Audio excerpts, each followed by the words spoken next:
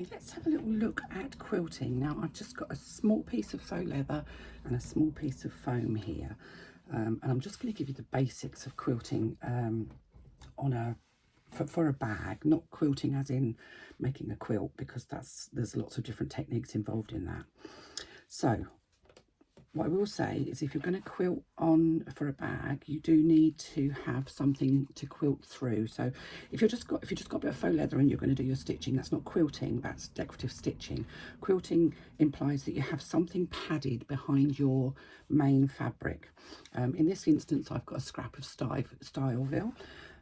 I've used headliner foam for quilting. I've also used that cheap sort of polyester stuff if I'm doing something that's thin. So you can you use whatever you've got, and you get a slightly less puffy effect if you use this sort of stuff than you do if you use Styleville.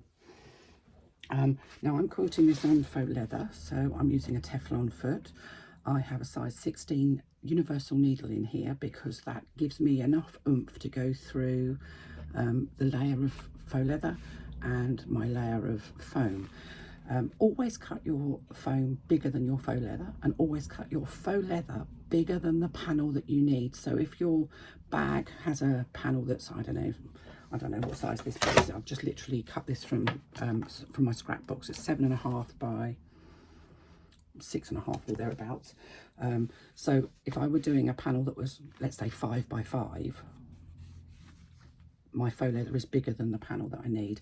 We make it bigger because as you quilt, the size of your exterior fabric, so the size of your faux leather, will reduce slightly to cover the lumps and bumps that you get in your quilting.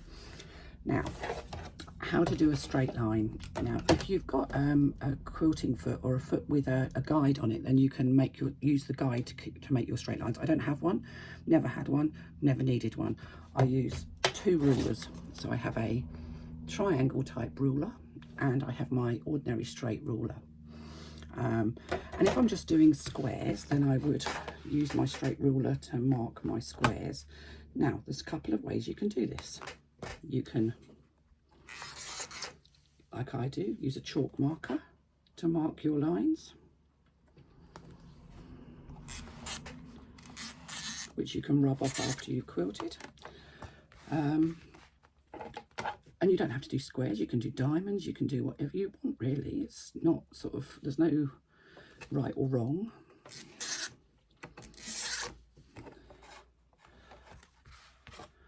And I don't always mark all of my squares in straight away. I'll just mark on a few, my first sort of few lines.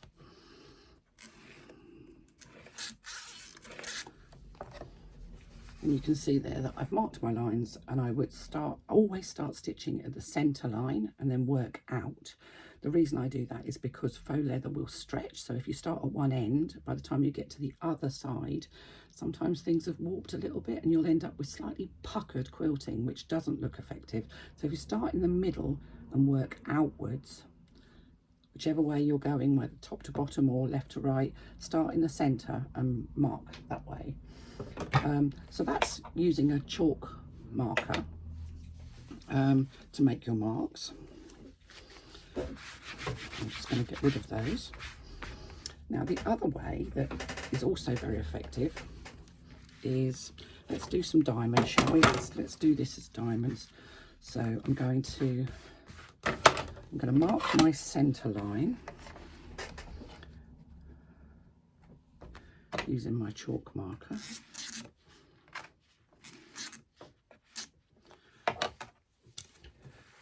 And then I'm going to use my triangle ruler to mark diamonds. So I'm going to go from that center line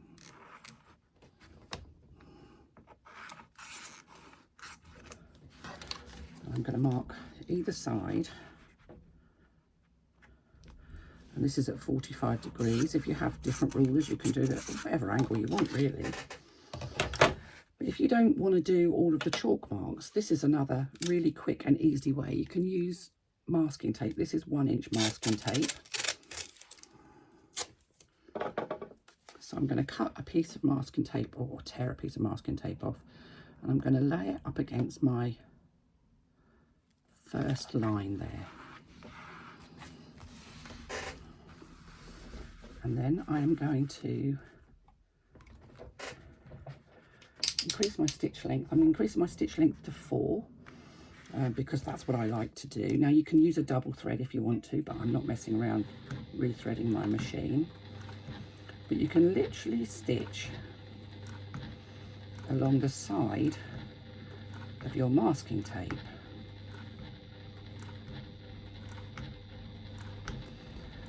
And you know your masking tape, this is 1 inch wide. You can get masking tape in 1/2 inch, 1.5, 2 inch wide at your local DIY shop.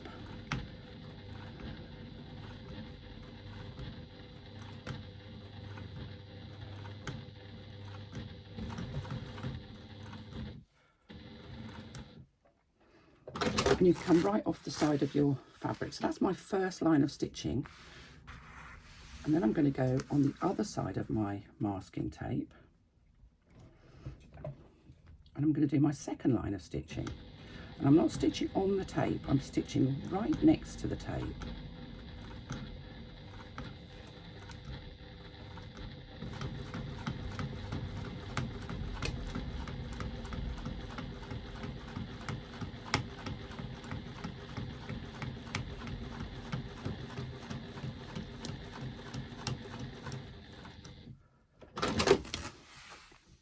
Then I can remove my bit of masking tape, and assuming it doesn't roll up, I can reuse it. I'm going to use it on the other side there, lined up with my first guideline.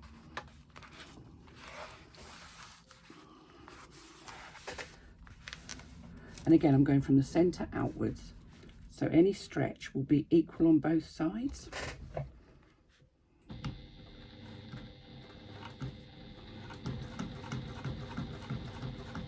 And because you're not stitching over the masking tape should come off in one hit.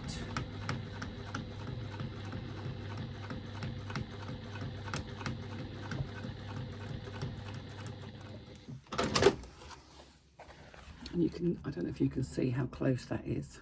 It's difficult because I'm actually using brown thread on a brown fabric, but it's literally right on the side of the masking tape.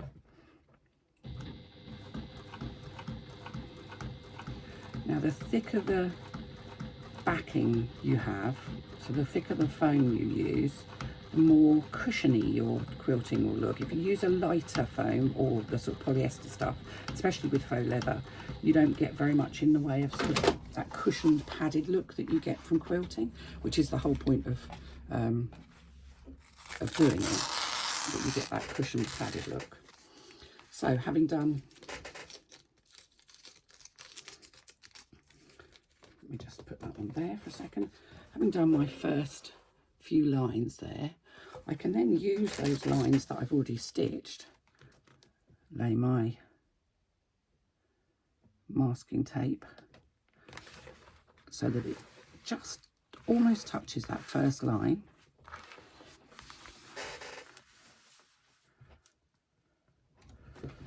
And oopsie daisy. Hold on a minute, I've got a thread caught there. I'm going to start again with that.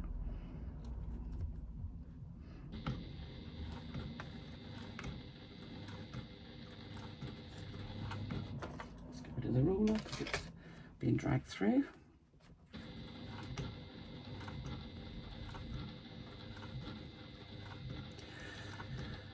The masking tape is just easier for me, and you can kind of ring the changes. So if you've got 1 inch masking tape and 1/2 inch masking tape, you could probably alternate them so you have a more a less uniform quilting design.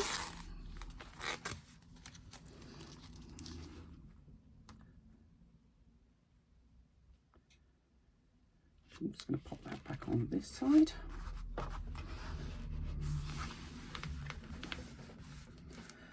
And as I say, I'm using a Teflon foot because I always use a Teflon foot.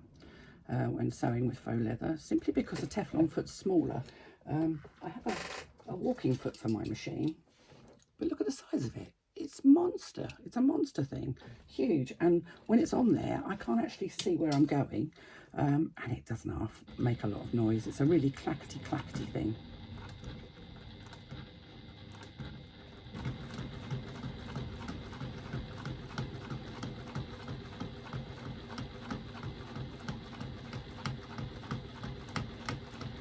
And depending on how good your masking tape is, you may need to replace the masking tape every now and again. I tend to buy mine cheap. It comes from Aldi's, so it loses its stick after a while, as you can see. But you can see we've started to create a really nice quilted design onto our faux leather.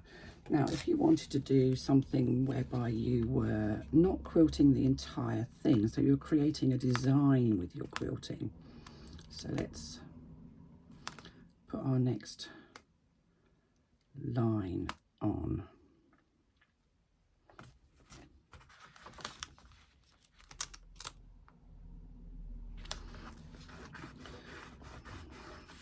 That's almost lost its stick, but nevertheless. So in this instance, I'm not going to go all the way up my piece of fabric. I'm going to stop my quilting at that line there, my last line of quilting in the opposite direction, which will give me a sort of a quilted design as opposed to uniform quilting.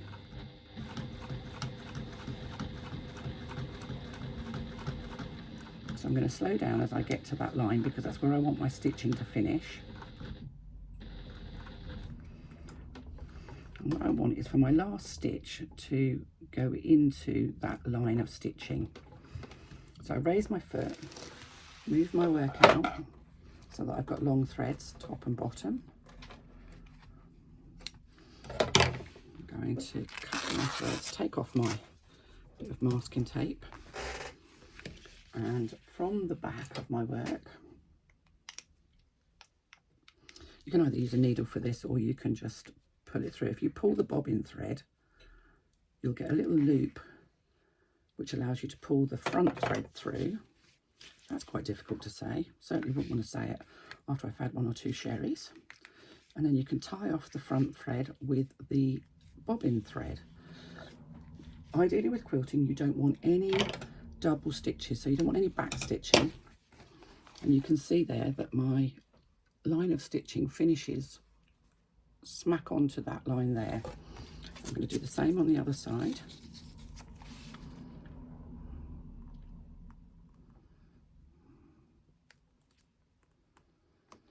It's worth just taking the time to place your masking tape carefully.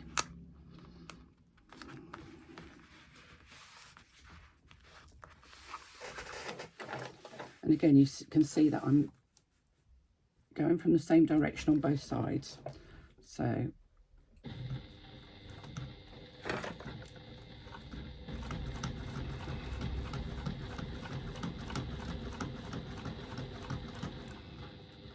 slowing down as I get to the point where I want my stitching to stop. I'm just hand cranking it to make sure that it goes in right on my stitch line. My last needle hole is right on my stitch line. Again, pulling it away so I've got a long thread on the top and the bottom, and you're going to be burying those threads in the same way as we've done on the bag with no name and the twist pouch where we buried our threads. Because this is a decorative technique, it's going to be visible, and we don't want double stitching or back stitching on the front of our faux leather. So pulling your threads to the reverse and tying them off is always the best way. You can see the quilting design on the back there.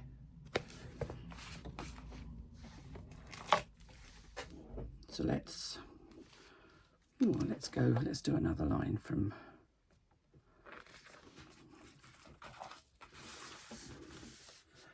and this is just one piece of masking tape or decorator's tape, whatever you want to call it.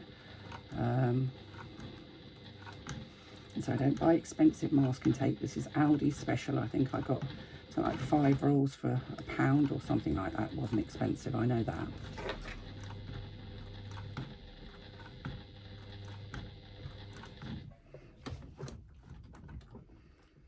And again, making sure that my last stitch goes into the line where I want it to finish. Oh, what have I done there? Got an extra thread there for some reason. So pulling the...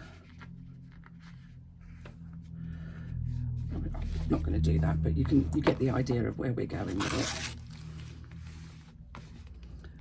And you get this wonderful quilted design. And you can literally carry on doing that for as long or as little as you want to do, and you can actually make the quilted design rather than having it uniformly across your faux leather. You can actually create a design that's completely unique to your bag by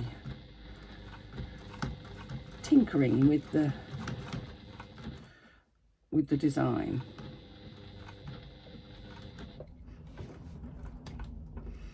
I prefer diamonds to squares, but that's just me.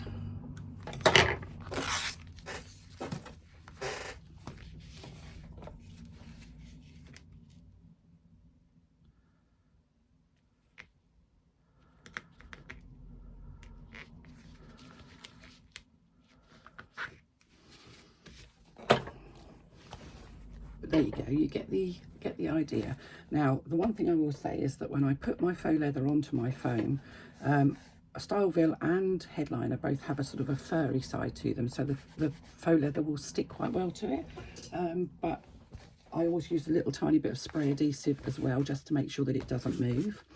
Any chalk marks you can remove with a baby wipe or your cuff. Cuffs being an essential part of my sewing equipment, and you can kind of create a design that's as fancy or as not fancy as you want it to be. So there you go, quilting. Very, very simple. The same will apply if you're using fabric as your top, as the top of your quilting. If I'm using fabric for quilting, then I will usually interface it. If I'm using cotton, I will interface it. You wouldn't, if you were making a quilt, as in a quilt, I wouldn't interface it before I quilt it, but if I'm making a bag, I will use a woven fusible interfacing on the back of my fabric before I quilt it. Now you can see that you get quite a deep padded cushion with Styleville because it's 5mm thick. You get slightly less of a padded cushion with a Headliner, and even less so if you use the polyester wadding. But that's quilting. That's how you quilt.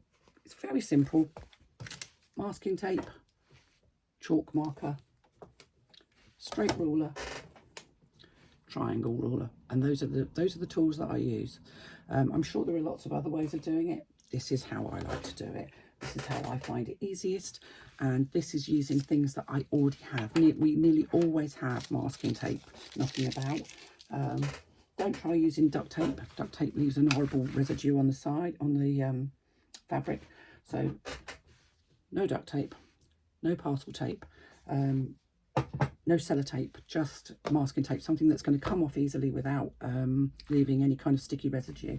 And you're not stitching through the masking tape, you're stitching along the edge of it. So there we are.